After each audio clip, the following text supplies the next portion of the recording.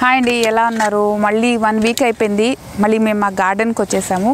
ఈరోజు మనం కొత్తిమీరకి కొన్ని టిప్స్ గురించి మాట్లాడుకుందామండి. దానికంటే ముందు ఒక సన్ఫ్లవర్స్ చూపిస్తానండి మీకు.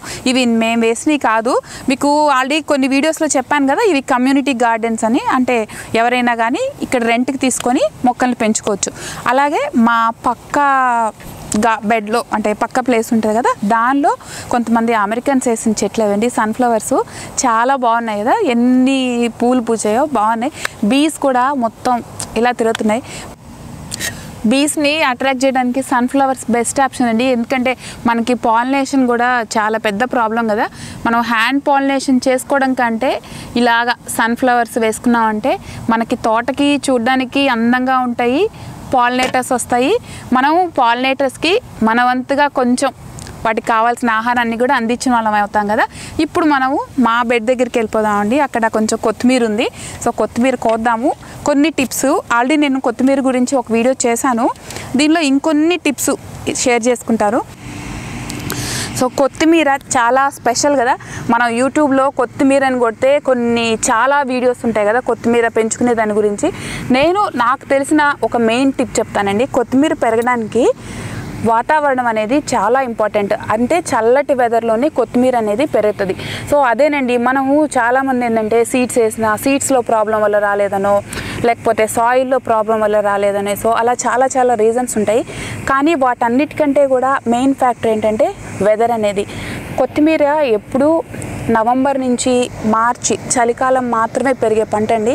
అంటే టెంపరేచర్స్ 25 ఆ రేంజ్లో ఉన్నప్పుడే బాగా పెరుగుతుంది, సమ్మర్లో పెరగదండి. సో మనము ఒక సీజన్ అంటూ ఫాలో అవ్వకుండా ఎండల్లో అలా వేసినప్పుడు మొలక రావండి. మొలకలు వచ్చినా కూడా చిన్న మొలకలే ఎండిపోతాయి.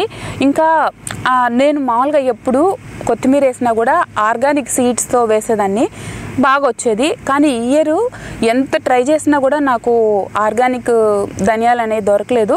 సో ఏం చేస్తాం, ఇంకా మనకున్న వాటిలోనే వేసుకోవాలి కాబట్టి మామూలు స్టోర్లో దొరుకుతాయి కదా, ఇండియన్ స్టోర్లో దొరికే రెగ్యులర్ ధనియాలతోనే ఈసారి వేసాను.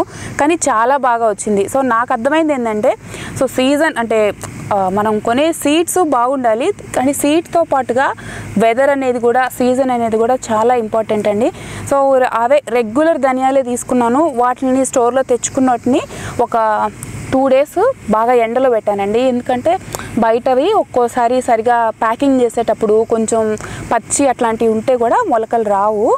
అందుకోసం ఒక 2 రోజులు ఎండలో ఎండబెట్టి తర్వాత ఒక 10 వాటిని కొంచెం ప్రతి ధనియా ఒక్కొక్క 2 డబ్బలు అయ్యేంత వరకు చిన్నగా మన అప్పడాల కర్రతో కానీ అట్లాగా నలగొట్టుకొని తర్వాత వాటర్లో నానేసుకొని ఒక 8 గంటలు నానబెట్టుకొని వేసుకుంటే ఇలాగా మొలకలు వస్తాయండి.